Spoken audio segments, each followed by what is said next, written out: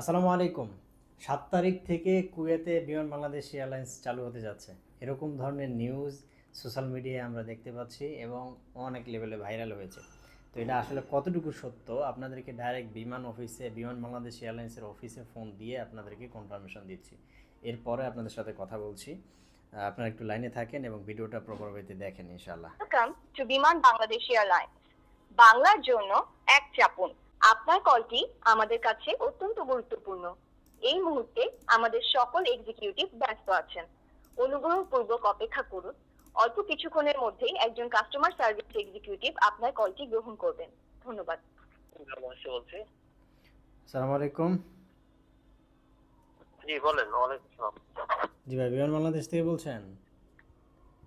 জি জি।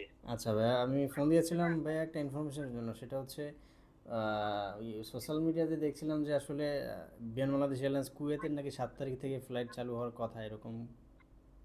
না এটা তো শুনতেছি, কিন্তু আমাদের এখন ওইরকম ইনফরমেশন আসে নাই। আমাদের কাছে এরকম ইনফরমেশন নেই যে ৭ তারিখ চালু হবে।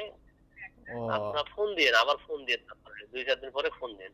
ও আচ্ছা আচ্ছা, এখনো পর্যন্ত কোনো আপডেট নাই। বা ৭-৮ না না না না। ভাইয়া থ্যাংক ইউ। সরাসরি বিমান বাংলাদেশ এয়ারলাইন্সের অফিসে ফোন দিয়ে কথা বললাম, আপনারা তো শুনলেনই। এখনও পর্যন্ত কোনো ধরনের কোনো আপডেট বা কোনো ধরনের কোনো নিউজ কিন্তু নাই যে বিমান বাংলাদেশ এয়ারলাইন্স ৭-৮ তারিখ থেকে চলবে বা কি আসার বিষয়। তার কারণ ভাই, স্বাভাবিকভাবে যে কোনো কান্ট্রির যখন এয়ার স্পেস খোলা হয় বা এয়ার স্পেস স্বাভাবিক হয়, তখন কিন্তু ওই দেশের ভিতরে যে সমস্ত এয়ারলাইন্সগুলো আছে, সেটা হোক প্রাইভেট, সেটা হোক সরকারি সংস্থা, সেগুলো কিন্তু আগে স্বাভাবিকভাবে চালু হবে। তারপরে না ফরেন এয়ারলাইন্সগুলো বা ফরেন কোম্পানিগুলোকে তারা আহ্বান জানাবে। কাতার এয়ারলাইন্স বা কাতারে যেভাবে করা হয়েছে, প্রথমত কাতার এয়ারলাইন্স প্রায় দীর্ঘদিন ফ্লাইট অপারেশন চালিয়েছে স্বাভাবিকভাবে।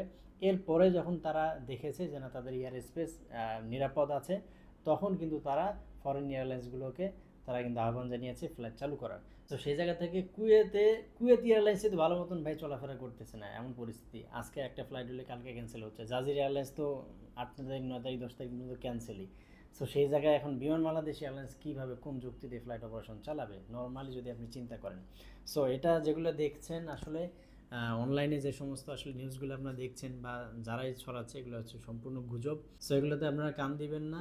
যদি কোনো সময় অফিসিয়ালি আপডেট যদি আসে, ইনশাল্লাহ আমরা সর্বপ্রথম এবং সঠিক তথ্যটা প্রমাণ সহ আপনাদেরকে ইনশাল্লাহ জানানো হবে। সো ভালো থাকবেন এবং ভিডিওটা অবশ্যই শেয়ার করে দেওয়ার অনুরোধ রইল।